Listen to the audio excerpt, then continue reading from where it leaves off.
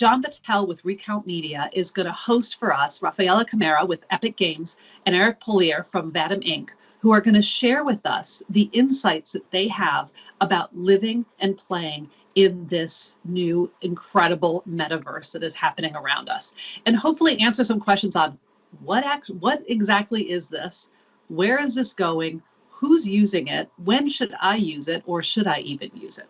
John, I'm going to turn it over to you. Thank you so much for being with us. Thank you, and I think this is a topic that has been on just about everybody's mind that I've talked to over the last few months, spurred in large part by a well-known company changing their name to the first syllable of the topic, the metaverse, but not a new idea by any stretch of the imagination, and certainly not new to the two guests we have with us, who are OGs, as it might be said, in this space, not just in the metaverse, but in what many consider to be the on-ramp to the metaverse, which is both gaming and Web3, blockchain. So very, very pleased to have Raffaella Camara, the head of brands at Epic and the Unreal Engine, and Eric Pulier, the founder of Vatom, in a conversation where we start with the question, which I'm going to ask both of you, what is the metaverse? But before we do, I'd like to ask each of you just to give us a very brief description of your work and how it relates to that question of what is the metaverse. Let's start with you, Raffaella. Well, thank you so much for having us here today. Raffaella Camera, based in LA. I am with the Epic Games and Unreal Engine as head of brands. So I direct our more strategic partnerships with consumer brands, global consumer brands. So anything from apparel, fashion, CPG, retail, and everything else, including also the tech consumer ecosystem. Thank you. And Eric? Thanks. I'm Eric Pulier, founder and CEO of Vatom.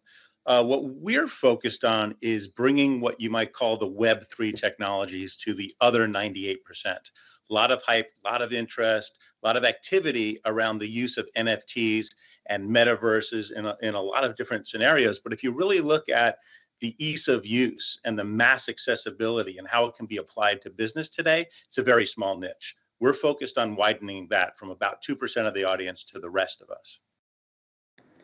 Awesome. Thank you very, very much. And I'm just going to ask, you can tell me you want to do it later, but did you have a short sizzle video that you might want to show of some of the work that you've done, Eric? Yeah, there is one. It was sent over. If you've got that, you can fire that up. Has a few. We pull that and then run it real quick.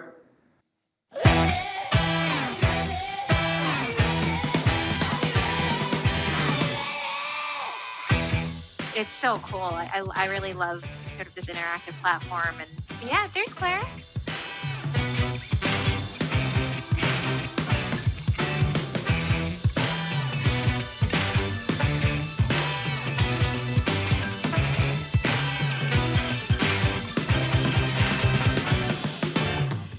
Players using a mobile device would look for virtual footballs and share the app with friends for a chance to win branded swag, one-of-a-kind tokens, or gift cards.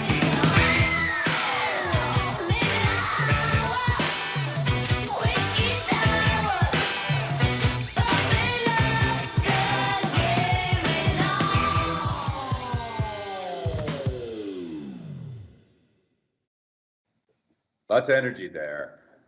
So let me return now to the question for both of you. I'll start with you, Eric, since we just saw that video. What is the metaverse? Good question. I mean, especially good question considering that almost everybody in the wake of Facebook, now Meta's announcement, and a lot of the discussion around this, almost every company just in the same time as the early stages of the web is trying to make sense of this and trying to figure out what their metaverse/NFT strategy might be and how they're going to apply it. And yet there's a vast set of definitions. So on one set, probably because of how Mark has come forward, it's like a view of a future state of Ready Player One and everybody lives and plays ping pong with Mark Zuckerberg. That's not really our view of it. I mean, the way that we see it is this notion of the next generation of the internet, fulfilling the promise of what the internet was meant to bring to our lives, which is really connecting all of us to one another in a richer and deeper way, and creating a kind of more social, long-term relationships between brands, creators, and the audience. We'll get into a little deeper, I think, as we get into this discussion, but we see it as adding people, places, and things onto the existing internet in a more, I would say, engaged manner. Great. And Raffaella, what about you? How do you define it? Yeah, similarly, first off, we don't think that there can be an exact definition of the metaverse yet as it is being built. However, yes, we do like to think of it as a special version of the internet, a 3D version of the internet, where there is persistency and where, even more importantly, there is a different sense of interaction, social interaction amongst people, and also ability to represent yourself and your digital persona in different ways. Think about the current avatars, but think about whatever else is going on in the future. And I would say that although, for example, on our side, we have been building social platforms that are really rooted in games now for decades. We're really just at the beginning of scratching the surface of what it really means to carry your digital persona in these digital worlds, in these virtual worlds, moving from one to the other, and even understanding what's the connection between the physical and the virtual world and how they affect each other. However, what it is clear instead, and what is already happening, are the tools that are needed and used to create these 3D worlds. Those have been around now for more than 25 years, and they all come from gaming, because that's the gaming world had to figure out how to do these things before. And that's also the reason why you hear gaming and the metaverse often interconnected on one side, because the tools come from that, and the other because a lot of these social platforms really are started as gaming platforms, and then they're moving into that. Our role, for example, I know we're often thought about as a gaming company. We really define ourselves differently from that, and we think of ourselves as a metaverse ecosystem company, because yes, on one side we have the social experiences with Fortnite Creative, Rocket League, 500 million players, 2.7 billion connections between the players, but we also have the tools with Unreal Engine and MetaHuman Creator and Twinmotion and a variety of different ones to create high fidelity experiences. We have 5 different libraries of 3D assets, high fidelity, that anyone can use, millions of them, from free to highly discounted. And finally, the APIs to be able to connect and move people across these worlds. All the same technology that we use every day for Fortnite and Fortnite Creative, that we give away free to download with open source code for anyone to be able to use. Yeah. Now, I remember when people started talking about the metaverse. It really built over the past 12 months, and what my initial response, perhaps, is like the initial response of the audience, which was, okay, I've heard this before, right? There have been discussions about VR and AR and immersive worlds, and there have been breakout companies in the space in the early aughts, right? And I remember at Wired Magazine doing big stories on Jaron Lanier and how VR was going to take over everything.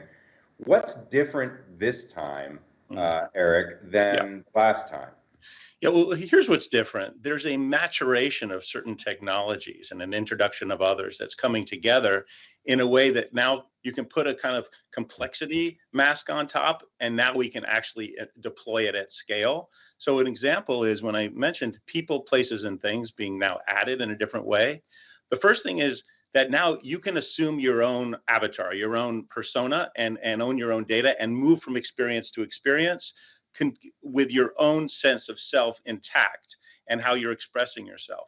The next thing, which is equally or even more important, is your stuff. So it was in the past in games, you would basically have in the back of your mind that if the games die, your goods go with it. And now the psychology shifts to true ownership. When you're given something, like if you get a hat at Yankee Stadium, that's your hat. You can wear it to Dodger Stadium, maybe at your own risk, but you can do it. But it's your stuff, and it moves from place to place. This is a fundamentally different psychology. And the last piece, as was just mentioned, is this notion of place, a sense of being somewhere that creates a different type of memory. So you can move from AR, which is an overlay on the real world and interacting with things out in concerts or in conferences or in stores and retail environments, and take those same objects and move it back into the virtual world. And when we say virtual world, we don't mean VR only, where you have to wear goggles. We mean virtual spaces, the 3D web, that is now allowing us to create a different type of memory, because that's how we evolved, is to remember things within 3D space. And now you add the social element, which is really what I call true social, meaning that when you talk about Instagram and these other social platforms, you're interacting with information, which then interacts with other people. You don't really get the sense that you were there with somebody doing something and having that experience. So this is different. You add these elements together and there's a different sense of experience. That resonates with me. Raffaella, before you add a comment to that, I want to, if it's all right with you, roll the video that I know you've brought for the audience to take a look at, because I think it makes real some of the comments that Eric just mentioned. Particularly, there's some good overlay in AR and place-based stuff. So why don't we roll that video and then I'll let you comment on it.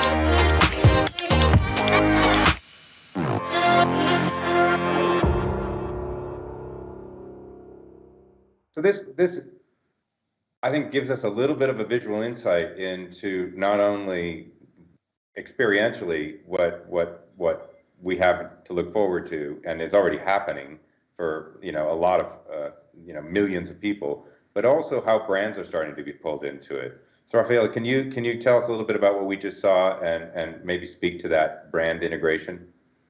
Absolutely. And first, I just wanted to make a note on the question before. I think often AR and VR sadly has been identified with the metaverse, and that's not the case. AR and VR is just one way of accessing some of the metaverse, basically. So we should not confuse that and think that until the glasses are here or VR is here, we don't have a metaverse. We've been having metaverse-like platforms for a number of years, and we can speak to that, as Fortnite has been around for a while and other games before that.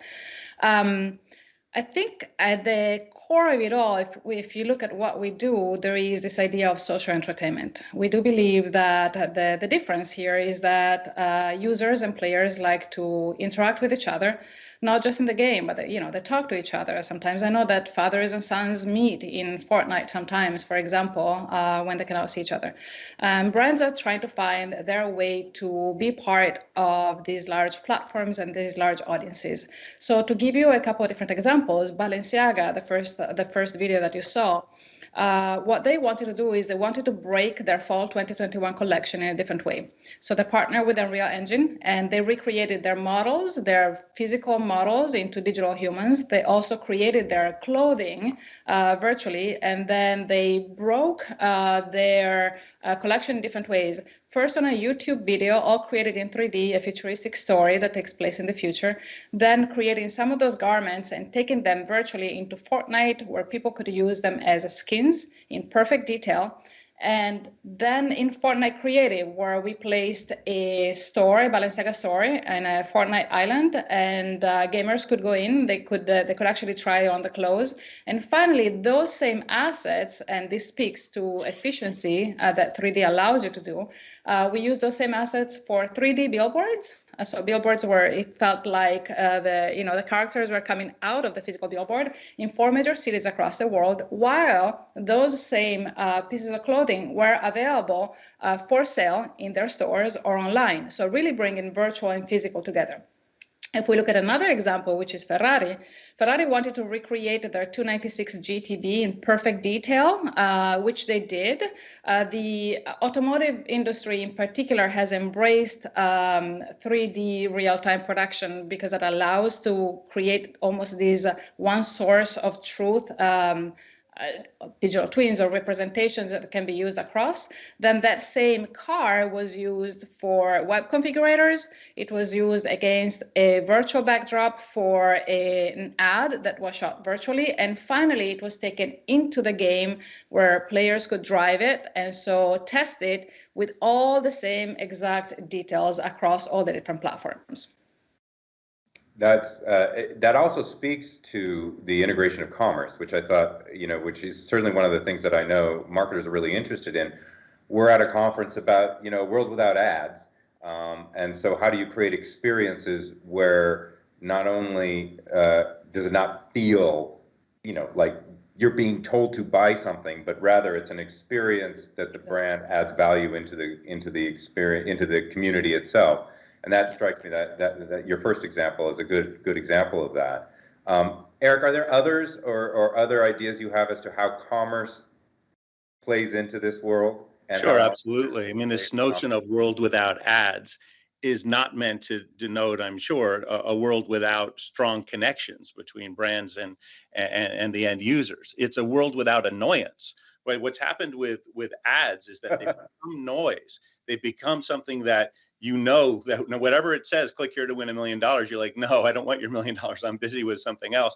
And so you have to really break through this with a different psychology, and it's aligning with the end user's purpose and respect for their time. This is about turning the time to value equation upside down. If you ask for somebody's time to engage in something, what do they get? Now, what's very different about this model for commerce and for a connection is you can get something, right? The wallet is the most powerful communication mechanism. The digital wallet in Metaverse and Web3, it's the most powerful direct communication method since the advent of the internet itself. Because instead of spamming people with emails and messages and TV commercials, you're actually giving them something which they can say thank you to. But most importantly, that brief interaction where they now have something, they can give it to someone else if they don't want it. They might resell it. It can change into something over time, which are the gamification principles, which P&G is already experimenting with. And then most importantly, and this is the big one, I think I would like if everyone could step back and really think about this. You now have a first-party data connection, a conduit for ongoing communication that you never had before. You know that this individual has taken this, they've opted in an ethical and legal manner to have a communication mechanism that now can be persistent. You no longer have to go through third parties to talk to your own customer. You don't ask permission from Target or from Facebook/Meta to do that. It's yours to lose. Shame on you if you can't bring that to something of value for both parties, but you have that connection now, and it's very different, very powerful. Yeah. And I would even add it's moving more and more towards UGC. I mean, what you see Roblox doing, what you see even Fortnite Creative doing. Sometimes these games, I was here in the panel before, it's difficult to be part of that. Of course, if we take Fortnite, for example, it's our book. We tell the story. But next to that, there is an additional book, which for us is Fortnite Creative, where you as a brand or anyone like yourself can go and create your experience or world, and you can determine what works best to interact with your consumers. What we are saying is make sure that there is some form of social entertainment in it. Social meaning that you can act together with other people and connect with that, and entertainment meaning that it has to provide some form of fun or interest for them. Otherwise, they are not going to participate. They're not forced to participate like ads force them to just passively react to something. Yeah, and think about the participation mechanism. There was an interesting pilot that P&G did with Tide, where the goal was to get people to sign up for cold washes, or to say that they would. And with some basic gamification techniques, over 500,000 people claim to have done that. But what I thought was so interesting is of the 35,000 plus people that engaged in this little pilot, 10% of them actually came from each other. Like, they were so into it that they were willing to level up, if you will, by bringing their friends in. And that ground up capability. Sometimes UGC, as they're creating content, some of it is activity that creates a larger, more vibrant community. And it's really interesting to see that you have to start to think about this, not just about how do you build a community by declaring it from the top, but how do you give the tools to the base where they can feel a sense of ownership and participation in something that they care about. One of the things that, when I listen to both of you speak, there's a kind of part of my brain that gets activated that feels like it hasn't been in a while. And it's related to the early energy of the first internet, the early energy of Web 2 before Web 2 consolidated into large companies, like Facebook. And so let me ask the question that might be the elephant in the room. How do we think about Meta/Facebook, given their sort of extraordinary dominance in the current incarnation of how marketers go to market, on the internet, and their stated ambition to be the dominant metaverse company going forward? Can you, tell us what you would say about Meta at a cocktail party? So I have some strong opinions on this. I'll be very succinct, hopefully. Look, I happen to think it's one of the greatest companies in the world, but that they've stumbled in terms of certain tone-deaf reactions and management of how they're managing community and content. And so what's happened is this backlash against that type of centralized control of people's personal data, and how they keep the brands and the users away from each other to communicate directly in order to exploit the data in between, is giving way to a new model. And it's an open model. Where we started in the web was the promise that anyone can talk to anyone else and communicate and create that direct kind of peer-to-peer interaction. And what we're going to see next is that I believe Meta will be a force, and one should work with them. But nobody in their right mind anyway is going to say my metaverse strategy is going to be under the thumb of Facebook/Meta. You will create an interoperability strategy, so your objects can move in and out, and your personas, your avatars can move in and out, and things that you do there. Maybe I'll get a interesting box of Tide that if it opens up, it turns into something wonderful that I can take out of Meta and bring somewhere else and continue my journey. So I would believe interoperability is the next step, and no matter how badly they want to dominate the next phase, that goal is over. That's not going to be the way that things work. Yeah, look, we've been and we are technology providers to Meta, and we've been from day one of the Oculus. Unreal Engine has been used to create games in VR, and since then, and we're still collaborating and working with them. I would say, looking at the latest articles that I've seen, they seem to be taking a hardware-first approach. So what's in VR, what's in AR, what's in Oculus, versus, for example, we're taking a creator-centric approach. It's like who creates it and what's the experience and what is going on. And yes, no one will own the metaverse. It's never going to be just one company. There are a variety of different companies that are building it. And it is very important to make sure that we all agree that there has to be able to be free movement of people. And me, myself, carrying my own digital persona and not changing that from one to the other, as well as objects or things that we might have bought. We don't have those standards yet. So it's important that the companies are all agreeing to participating in the same open standards discussions, and even that they're open enough to test things out in the open. I know we do, we put things out there and we see how people react. We even, put our own UE5 and Unreal Engine 5 and Fortnite to prove that it works. So those are important philosophical approaches. And depending on how companies react to them and if they embrace them or not, it will change a little bit the way that things are going to be. Great. Well, we have time just for one or two audience questions. I have them piped into me, so let me ask you guys for concise answers to, here's the first question. What skills do marketers need to master in the metaverse? The audience member mentions that it sounds like they might need to get technical. No, you don't need to get technical. I'll be very concise. And obviously, Epic is doing amazing things for non-technical users to use their tools. But just quickly on skills, they're not technical.